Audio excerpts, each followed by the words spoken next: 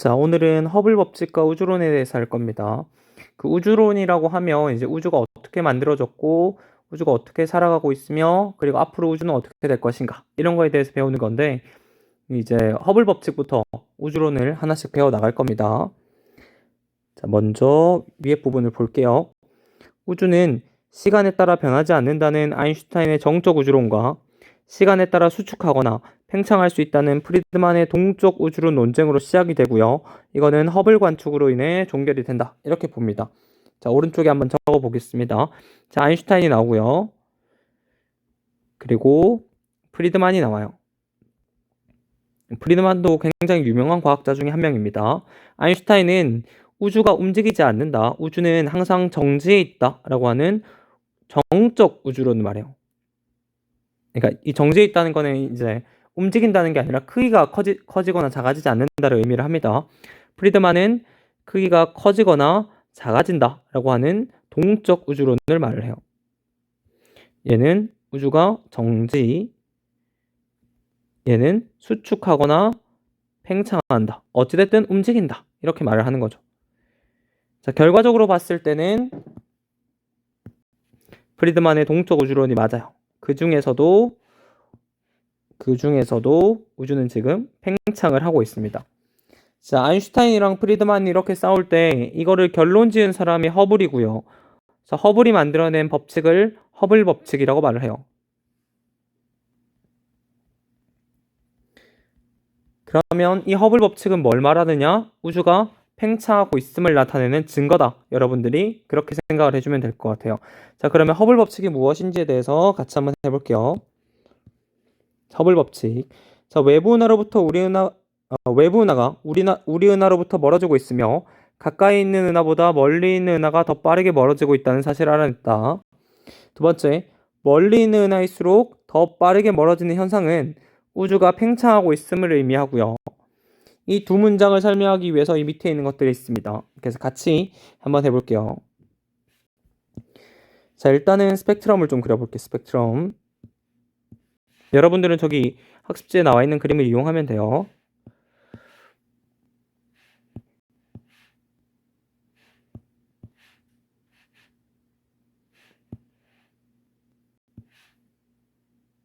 이렇게 돼 있죠. 그리고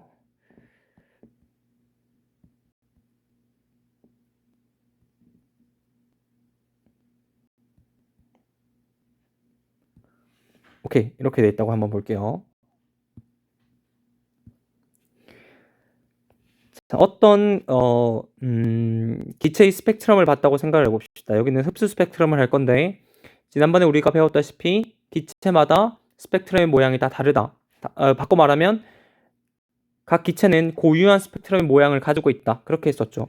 그래서 어떤 기체를 봤더니 어떤 기체가 여기에 스펙트럼이 나타나요. 이게 이게 원래 값, 원래 파장.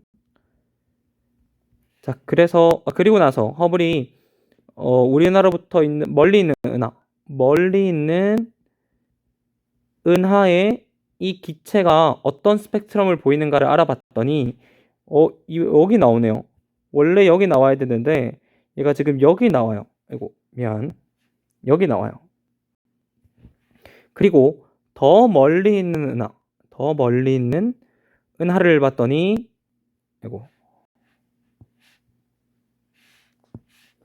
멀리 있는 은하를 봤더니 원래는 여기 나와야 되는데 얘가 지금 여기 나오더라.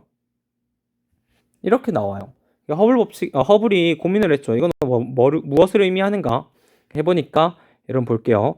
첫 번째, 일단은 멀리 있는 은하든 더 멀리 있는 은하든 지금 적색 편이가 나타났어요. 청색 편이가 나타났어요. 적색 편이가 나타났죠. 적색 편이. 얘도 적색 편이가 나타났어요. 적색 편이가 나타났다는 말은 뭡니까, 여러분? 얘가 지금 멀어지고 있어요? 가까워지고 있어요? 멀어지고 있다. 얘도 역시 멀어지고 있다. 자, 이 관측 결과를 통해서 알아낸 첫 번째는 멀리 있든 더 멀리 있든 지금 우리로부터 멀어지고 있는 중이구나. 그렇게 볼 수 있는 거죠. 자, 두 번째는 이 적색 편이량이랑 관련이 있는 건데 한번 볼게요. 원래는 여기 이 선에 나와야 되는데 지금 이만큼 적색 편의가 나타났고 얘는 이만큼 나타났죠. 자, 이렇게 봤는데 적색 편의량이 다른 이유는 뭐죠, 여러분? 이거 우리 적색 편의량이라고 하죠. 적색 편의량. 적색 편의량은 어떤 거에 의해서 결정이 됩니까? 옛날에 외계 행성계 탐사 방법에 대해서 도플러 효과 할 때 그때 나왔어요. 적색 편의량은 빛을 내는 물체의 속도와 관련이 있다. 얘가 빠르게 멀어지면 그만큼 적색 편의량이 더 크게 나타난다. 이렇게 말을 하죠. 그래서 멀리 있는 것보다 더 멀리 있는 게 적색 편의량이 크네? 그 말은 뭐냐면 얘가 더 빠르게 멀어지고 있다. 더 빠르게 멀어지고 있고 얘는 비교적 덜 빠르게 속도는 있겠죠. 그러나 위에 거보다는 덜 빠르게 멀어지고 있다. 이게 두 번째입니다. 이 스펙트럼 결과를 통해서 나타낼 수 있는 거는 두 가지. 첫 번째, 일단은 얘들 다 멀어지고 있구나. 그런데 두 번째, 멀리 있는 게 더 빠르게 멀어지고 있구나. 이렇게 여러분들이 생각할 수 있다. 됐죠, 여러분? 그럼 이 결과가 우주 팽창이랑 대체 어떤 관련이 있는가를 생각을 해볼게요. 우주 팽창이랑. 자, 일단은 여기 멀리 있는 게 더 빠르게 멀어진다. 그 말은 멀리 있는 일단은 거리를 R로 할게요. 멀리 있는 게 더 빠르게 멀어진다. 두기 비례하고 있다. 이렇게 볼 수 있고요. 이게 우주 팽창이랑 어떤 관련이 있는지 한번 볼게요. 자, 여기에 우리 은하가 있고요. 여기에 A, 여기 B 은하가 있다고 생각해 봅시다. 자, 여기도 역시 우리 은하, 그리고 여기에 A, 여기 B가 있다고 생각해 볼게요. 거리가 이건 1, 이것도 거리가 1, 이것도 1, 역시 이것도 1이라고 볼게요. 자, 그때 은하의 속도를 한번 보겠습니다. 이 A 은하 같은 경우는 이만큼 멀어진 1만큼 멀어지고 있고요. 1만큼 속도로. B도 역시 1만큼 속도로. 자, 밑에 있는 A 은하 같은 경우는 잠시만. 자, 밑에 있는 A 은하 같은 경우는 얘가 지금 1만큼 멀어지는데 얘는 2만큼 멀어져요. 자, 시간을 흘려보낼게요. 시간을 흘려보냈을 때 위에랑 밑에랑 어떤 결과가 나타나는지 한번 보겠습니다. 자, 위에 있는 것 같은 경우는 A 은하가 지금 1만큼 떨어져 있는데 1만큼의 속도를 가지고 있어요. 시간이 지나면 1만큼 붙으니까 거리가 2만큼이 되겠죠. 자, 그런데 A랑 B 사이의 거리를 보세요. A랑 B가 속도가 같죠? 거리의 변화가 있습니까? 없습니까? 거리의 변화가 없죠. 그대로일 거란 말이에요. 자, 밑에 있는 걸 한번 볼게요. 밑에 있는 거는 A 은하는 1만큼 멀어지고 있기 때문에 얘는 시간이 지나면 이만큼의 거리가 될 거고요. B 같은 경우는 어때요? A보다 속도가 1 더 빠르죠. 그렇기 때문에 여기 거리가 1만큼에서 이만큼 거리가 될 거예요. 자, 위에 거랑 밑에 거랑 뭐가 다르냐면 선생님이 이렇게 가정을 한 거예요. 뭐가 다르냐면 멀리 있는 게 여기 위에 거는 거리랑 관계없이 속도가 일정한 거고요. 밑에 있는 거는 멀리 있는 게 더 빠르게 멀어지도록 가정을 했어요. 자, 이렇게 하고 나서 보면 지금 위에서 허블 법칙이 허블이 알아낸 이 스펙트럼의 결과는 여기 있는 밑에 그림에 부합하죠. 멀리 있는 게 더 빠르게 멀어지는구나. 자, 이게 의미하는 게 뭐냐면 이 그림이 의미하는 게 뭐냐면 시간이 지나면 우리 은하랑 A 사이의 거리도 멀어질 거고 A랑 B 사이의 거리도 멀어질 거고 우리 은하랑 B 사이의 거리도 멀어질 거예요. 다 계속 멀어지고 있을 것이다. 다시 말해서 우주는 팽창할 것이다 라고 하는 게 이 스펙트럼의 결과를 분석하는 방법이라고 볼 수 있죠. 자, 위에 있는 건 어때요? 위에 있는 거는 아무리 시간이 지나도 우리 은하랑 얘들 사이의 거리는 멀어지지만 A랑 B 사이에는 거리가 안 멀어져요. 우주가 팽창한다고 한다면 다 같이 멀어져야 되는데 A랑 B는 아무리 가도 평생 그대로라는 거죠. 이거는 위에서 허블이 스펙트럼을 통해서 알아낸 규칙과는 부합하지 않는다. 밑에 있는 게 더 부합하고요. 이게 더 부합하고 이걸 어떻게 해석을 해야 되냐면 우주는 팽창하고 있구나. 이렇게 여러분들이 해석을 해줘야 됩니다. 됐죠? 자, 그럼 다시 와서 자, 외부 은하의 적색 이동. 멀리 있는 은하는 가까이 있는 은하보다 적색 편의량이 크게 나타난다. 이거 했었죠? 두 번째, 적색 편의 값은 속도와 비례한다. 그렇기 때문에 멀리 있는 은하는 가까이 있는 은하보다 더 빠른 속도로 멀어진다. 결과적으로 이게 의미하는 건 뭐냐면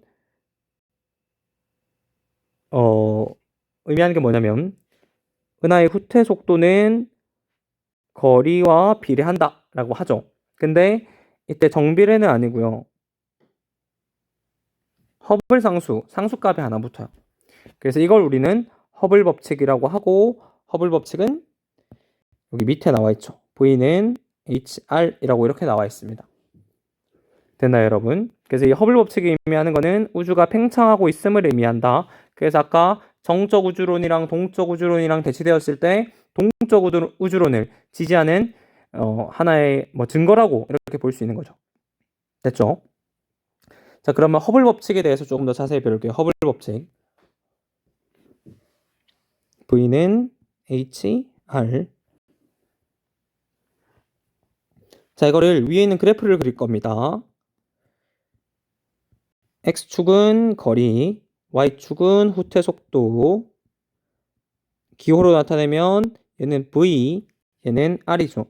자, 그러면 그래프를 그리면 V는 HR 그래프를 그리면 이렇게 그려지겠죠. 자, 이때 기울기 뭡니까, 여러분? 수학 시간에 하죠. 이때 이 기울기는 거리분의 속도니까 h가 되겠죠. 허블 상수를 의미해요. 허블 상수. 됐죠? 여기 위에 있죠? 그래프의 기울기는 허블 상수를 의미한다. 자, 두 번째로 갈게요. 이게 1번. 2번 우주의 나이예요. 우주의 나이. 우주는 얼마나 나이가 지났을까? 우리가 풍선처럼 생각을 해볼게요. 우주가 이쯤에서 시작을 해가지고 풍선처럼 점점점 커지고 있다고 생각을 해볼게요. 그럼 우주의 이 풍선의 나이는 어떻게 측정을 할까요? 우주라고 다시 돌아와서 우주의 나이는 어떻게 측정을 하냐면 처음에 풍선이 이만큼일 때 어떤 물질이 여기 있었어요. 근데 풍선이 커짐에 따라서 계속 멀어지고 있네. 그러면 우주의 나이는 이 물체가 살아간 나이를 추정을 하면 되겠죠. 우주의 초반과 같이 시작을 했으니까 지금까지 계속 살아있다면 이 나이를 측정해주면 돼요. 됐죠, 여러분? 자, 한번 볼게요. 이 나이를 어떻게 측정하냐면 나이 t는 속력분의 거리가 되겠죠. 자, 그런데 허블 상수는 허블 법칙은 V는 HR이죠. 그럼 여기 V에다가 HR을 넣으면 R이 날아가서 결과적으로는 H분의 1이다. 우주의 나이는 어떻게 구하냐면 허블 상수의 역수로 구해요. 허블 상수의 역수. 됐죠? 세 번째는 우주의 크기입니다. 우주의 크기. 세 번째는 우주의 크기. 자, 우주의 크기는 어떻게 구할까? 우주의 크기는 아까 위에 있는 그림 이용하면 되겠죠? 이 그림에서 이 물체가 간 거리까지 구하면 되겠죠? 이 물체가 간 거리가 곧 이 우주의 크기가 될 거란 말이야. 자, 이 물체는 그러면 어떤 물체여야 되는가? 어떤 걸 선택을 해야 되는가를 봤을 때 우리가 알고 있는 가장 빠른 물체, 빛이어야 됩니다. 빛이 이동한 거리. 우주의 크기는 뭐냐면 우주가 만들어졌을 때 우주가 생성될 당시 나온 빛의 이동 거리라고 생각하면 돼요. 빛의 이동 거리. 얼마만큼 이동을 했는가를 생각을 하면 돼요. 그러니까 우리가 R에 관한 식으로 바꿀 수 있죠. R은 V 곱하기 T 이렇게 우리가 볼 수 있죠. 됐죠? 자, 그때 이 V는 뭡니까, 여러분? V는 빛이 이동한 거리니까 빛의 속도 C가 돼야 되겠죠. C 곱하기 T는 우주의 크기다. 근데 이때 T가 뭡니까? T 아까 했었죠? H분의 1이니까 결과적으로 봤을 때 우주의 크기는 허블 상수분의 빛의 속도, 광속이다. 이렇게 구할 수 있어요. 이게 우주의 크기다. 그래서 우주의 나이를 구하든 우주의 크기를 구하든 어쨌든 허블 상수가 중요해요. 허블 상수 값이 어떤지가 굉장히 중요합니다. 이게 여러분 세 번째 우주의 크기. 자, 마지막 네 번째, 우주의 중심은 없으면 모두 동등하게 팽창하고 있다라고 말을 하는데 이 그림을 이용할 거예요. 봅시다, 여러분. 여기 우리 은하가 있고요. 여기 A, 여기 B가 있어요. 자, 기본적으로 우리 은하로부터 다 멀어지고 있어야 되겠죠? 얘는 화살표 하나만큼 속도로 멀어지고 있는데 B 같은 경우는 속도가 더 커야겠죠? 멀리 있으니까. 됐죠, 여러분? 자, 그러면 이제 우주의 중심은 어디라고 느껴져요, 여러분?